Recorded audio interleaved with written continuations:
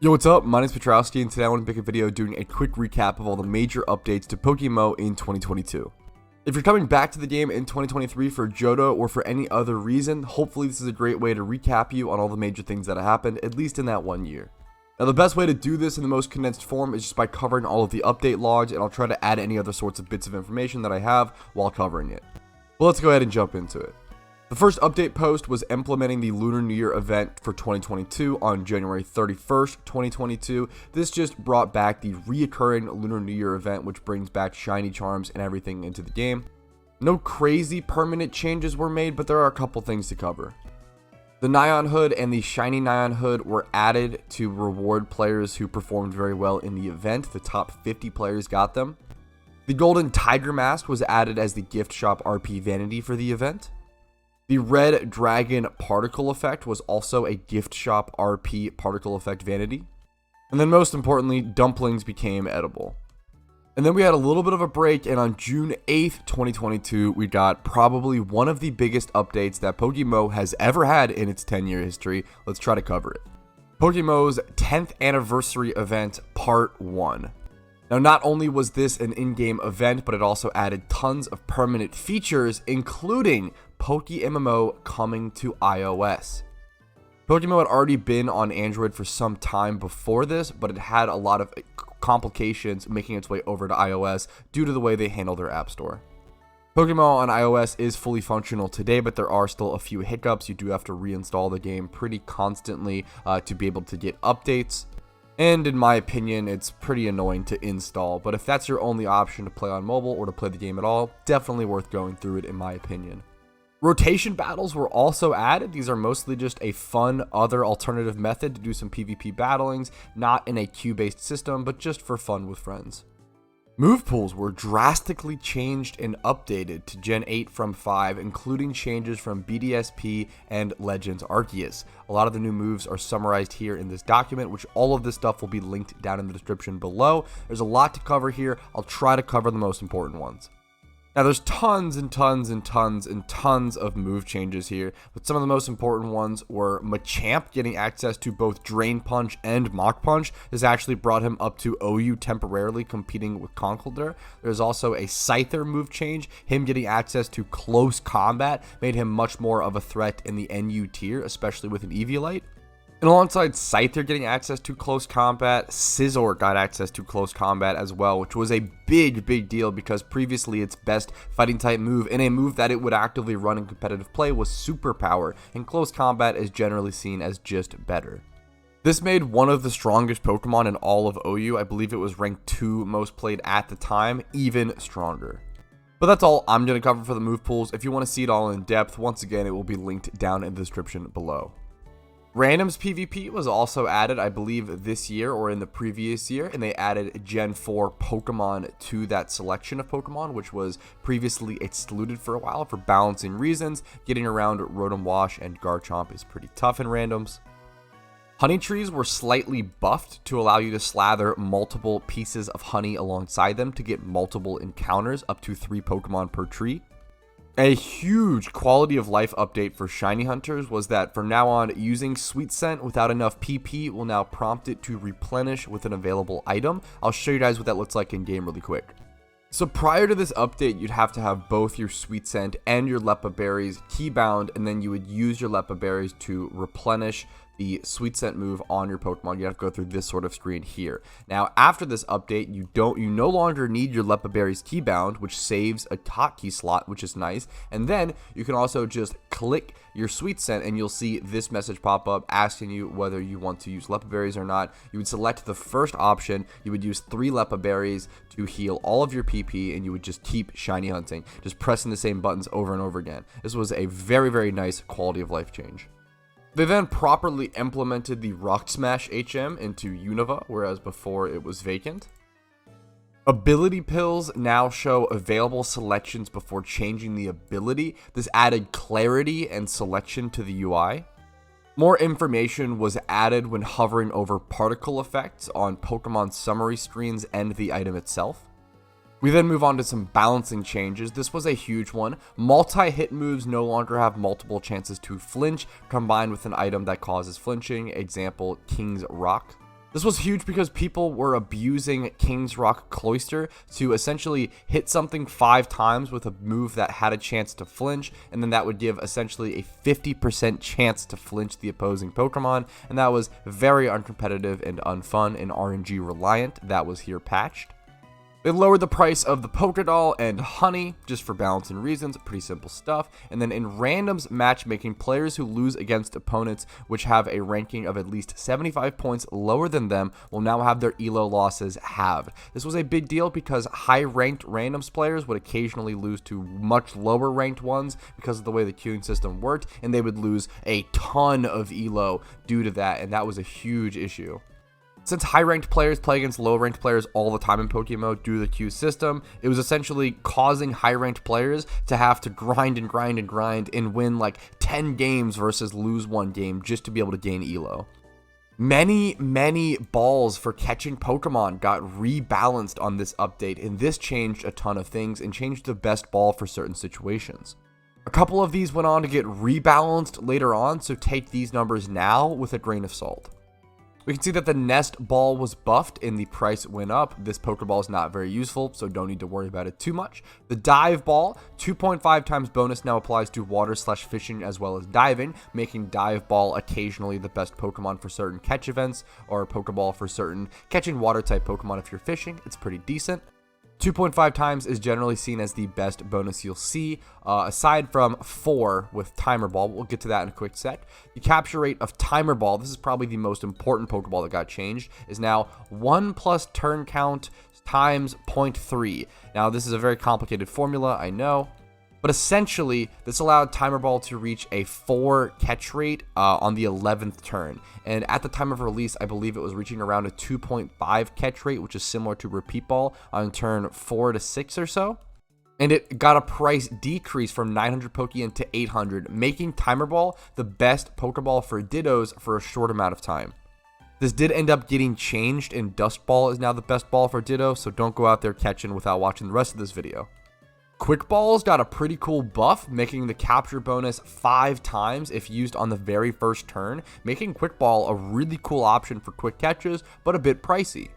And then Repeat Balls went from 1350 Pokeyen to 1500. This is always sort of the best Pokeball in PokeMMO. However, this price increase made people think, you know what, if I can use a cheaper Pokeball and catch a Pokemon, I want to be able to do that. So it put a little more options into the mix instead of always just throwing Repeat Balls.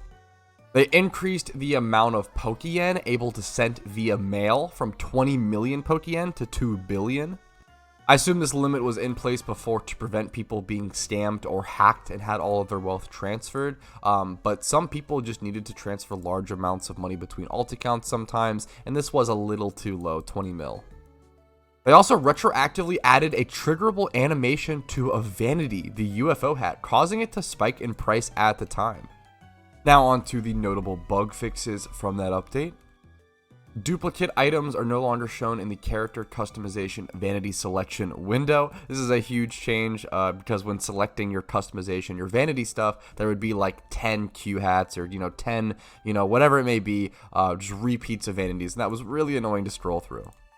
Fixed an issue when a move with 90% accuracy was used with wide lens. It would never miss. This was obviously not intended. I believe it's supposed to be around 98 or 99% accuracy with that combination. Fixed an issue where shiny particle animations would cause a slight delay when sending into battle. That's fantastic for people who want to save time with shiny Pokemon. Fixed Zoroa's spawn locations. This was a quick temporary bug or glitch where Zoroa was no longer in the forest where it was meant to be.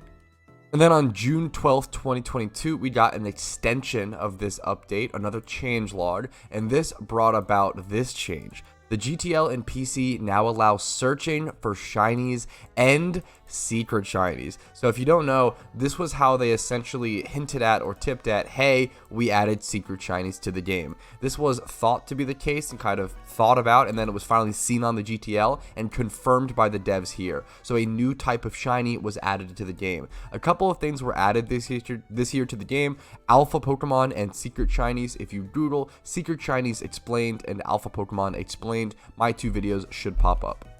But if you have any more questions about those, always let me know in the comments down below, and I do usually respond to every single comment, and I'll try to get to you as soon as possible.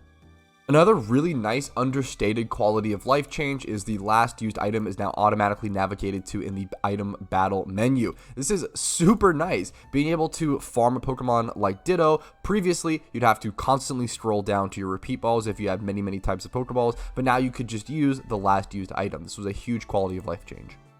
A quick balancing change here. Scripted encounters such as Kecleon, Rotom, Spiritomb, Volcarona, such like that, which were meant to be gift Pokemon, were now changed to normalized IVs, being 15 across and neutral nature. This has been the case for starter Pokemon in PokeMMO for quite a while in all other gift Pokemon, but they hadn't done this for static spawning Pokemon like the Snorlaxes in Kanto or the Volcarona in Unova.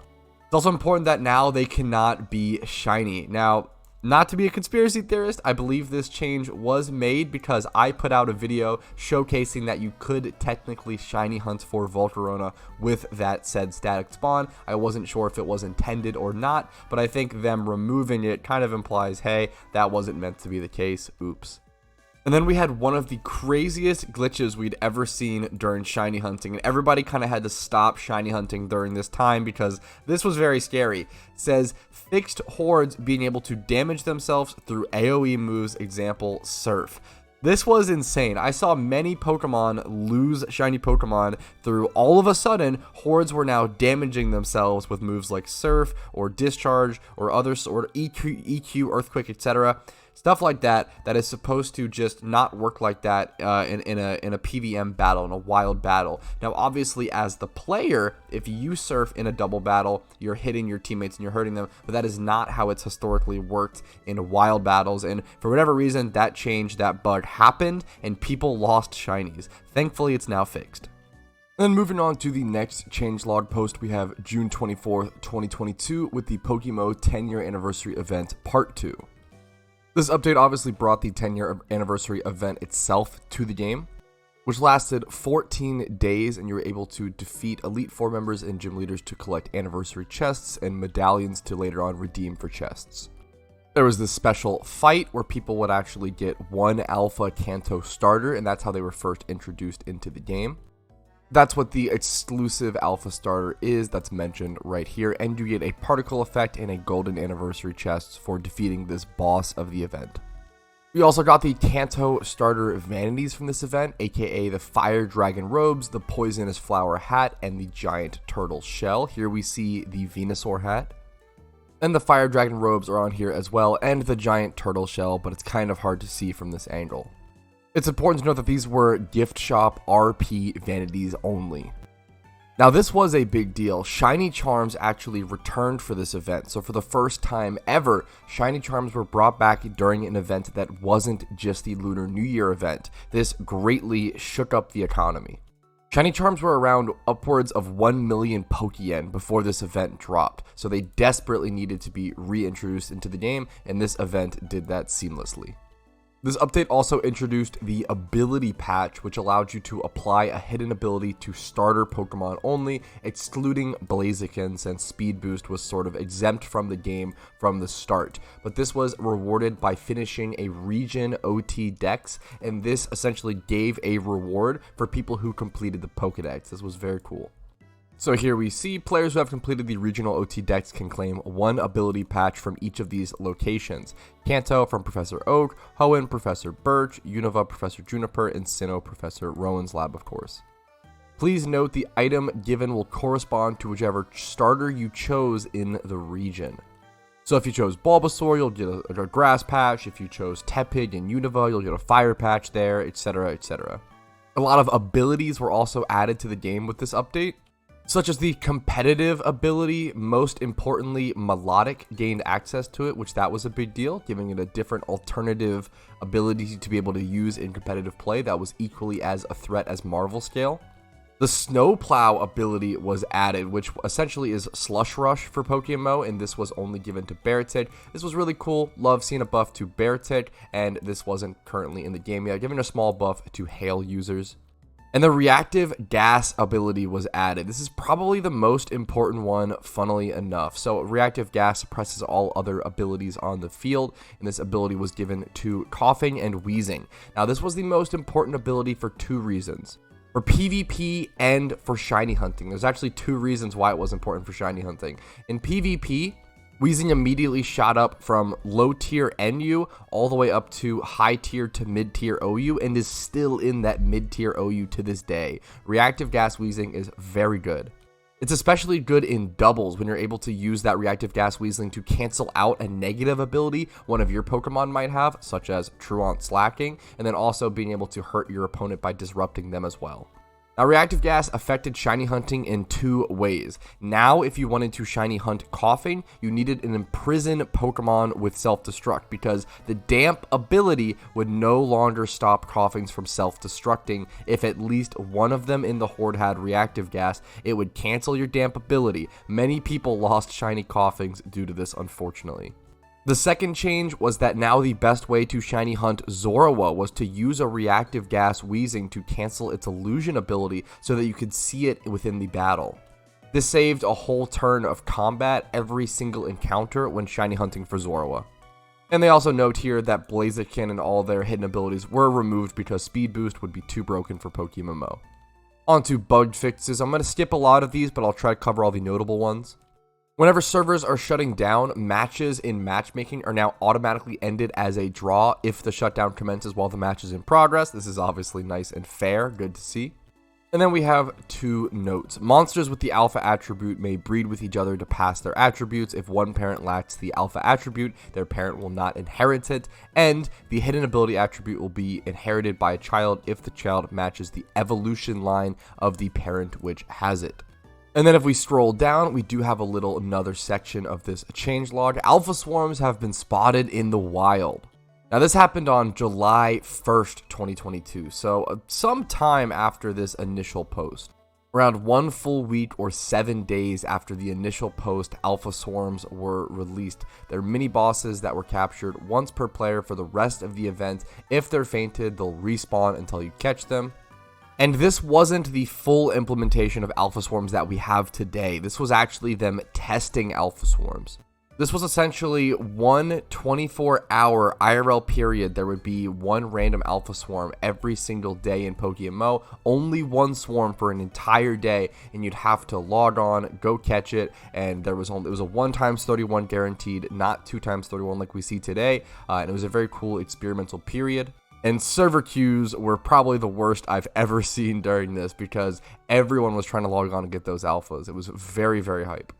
They also gave the Jack-O-Lantern a triggerable animation retroactively, which is pretty cool to see.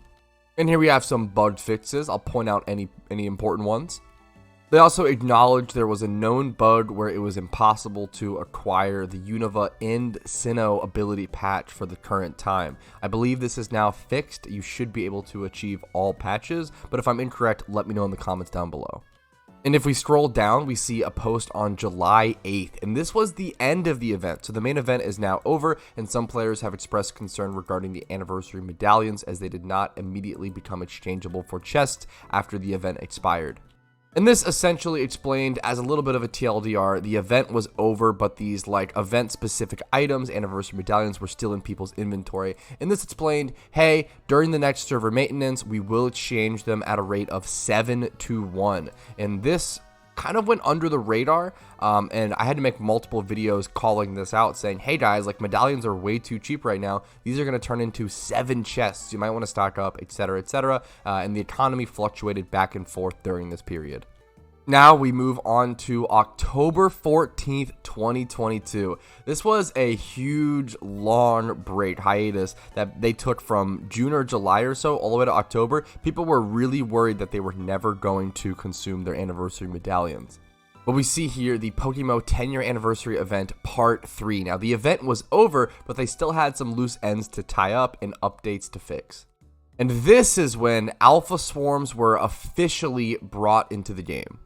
If you don't know about alpha Pokemon, you should be able to Google alpha Pokemon explained PokeMMO, and a short video of mine should pop up explaining it. This brought the permanent alpha swarms that we know today into the game alongside XP candies. They also added the Pokédex menu that actually allowed you to keep track of your alphas, and this was super important. A huge quality of life UI change that was also added with this update is that swarms were now broadcast on the town map and were clearly displayed in-game, which was super nice.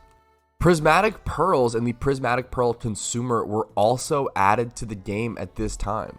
Prismatic Pearls are an item where you're able to suck the hidden ability off of one Pokemon and transfer it over to another, and Prismatic Pearls are gained by consuming shinies, so they hold some significant value. This update also boosted the base value of most shinies. Everything went from around 800k for like the cheapest shinies, Tentacruels, Lunatones, Solrocks, etc., upwards to 1.2 to 1.4 to even 1.6 mil. So now all the cheapest shinies in the game just got a bit more expensive. And here they explain the shiny consuming NPC. Baron Moore is a man with expensive taste, so only trade you Prismatic Pearls in exchange for a shiny. This was a good way to add a shiny sink into the game, a way to consume shinies for a different kind of value. He can be found in these locations: the Celadon City Hotel, the Lily Cove City Hotel, Valor Lakefront, and Undella Town Bay.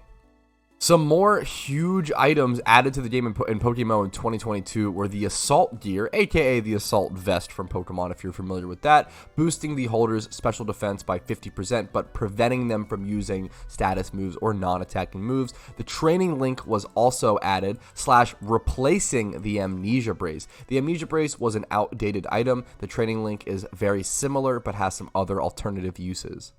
I do have a video on whether the Training Link is worth it, so check that out if you're interested. This update also notably improved the bag UI and allowed you to see way more items within your bag. This was a small but really noticeable change. Some more miscellaneous gameplay changes. Mysterious gems were changed into mysterious gem clusters. They're essentially the same item, but just a different icon and name.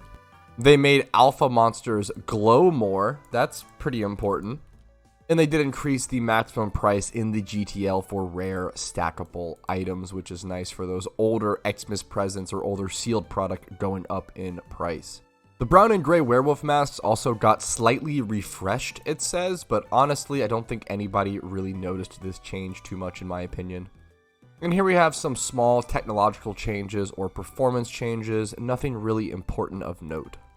There was an important bug fix here on iOS though, where there was severe battery drain if sound was on. This was fixed, which is nice. And here we finally see on the notes of this update that players who did have anniversary medallions were finally exchanged for chests. And I must have missed this, but this is an important one. The terms of service have been updated. No content changes occurred aside from the domain change from PokeMMO EU to PokeMMO.com. This is kind of a big deal, obviously very small, but the website was PokeMMO.eu for 9 years or so. So to finally get that change over to .com was pretty neat.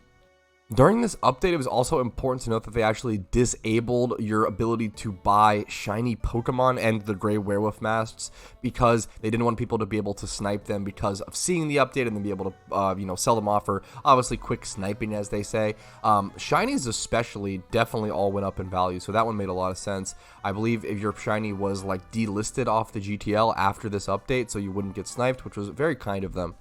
And then we had some changelog balancing on October 19th / October 20th here. And this was mostly to adjust the Pokeball stuff and the Alpha stuff that we covered earlier. So Endeavor no longer works against Alpha Pokemon. That makes a lot of sense. That made them way too easy to catch. Timer Balls also got nerfed. This was a big deal, from 800 Pokeyen up to 1200. Timer Balls were just way too good after that buff they gave them, and reducing their price made a lot of sense. I think 1200 might have been a little too far, but they're still quite good. So you know what? I'm okay with that. Alpha Swarm durations were also increased from 60 minutes to 75 minutes. I have a video covering that. And now, from now on, whenever you fleed from an alpha mini boss, there would be a 2-minute penalty for respawning, just so you couldn't run into it over and over and over again, and that only made sense. And there's 2 notes here about the insane server capacity, since there were so many people logging on. This is probably the most popular I've ever seen PokeMMO. They even make a little note that players with donator status will skip queues. This has not changed. This has always been the case, but it's not normally relevant to make it so aware and apparent to the average player base. But that is it for the anniversary event, probably the biggest event in the history of PokeMMO in my opinion. A lot of new permanent game changes were made alongside a lot of new vanities and other pieces of content. Now we move on to the Halloween event 2022, October 31st, of course. We had a nice little menu update or opening login screen, beautiful visual. We see some cool vanities. This obviously brought the event into the game, and it said to beat up children to steal their candy as normal. But this also added wisps to the game, and this was a really big deal. This added specific, special, seasonal Halloween alpha Pokemon, and we've seen this trend continue to reoccur where there are specific limited time Pokemon, alpha Pokemon for those specific events like Christmas or the Lunar New Year event. This update also brought in the green and purple Cthulhu masks, which were the RP vanities for the Halloween event. And this also brought back, once again, shiny charms to the game for an event, which was a really huge sign of, wow, they might be bringing shiny charms back for every single event. This was a huge deal in 2022. Versus where in previous years they had only brought them back for the Lunar New Year event. This was going to affect the shiny charm economy permanently. And then people who had special candy or spooky candy from last year's event actually received a large sum of Pokeyen, which was really nice. And that was pretty much it for the Halloween event, as it ran pretty smoothly. Now we move on to the PokeMMO Holiday Special or the Christmas event, whatever you want to call it, really doesn't matter. Here we see some little memes on it. The PokeMMO Holiday Special 2022, the PokeMMO Holiday themed event has returned for 2022.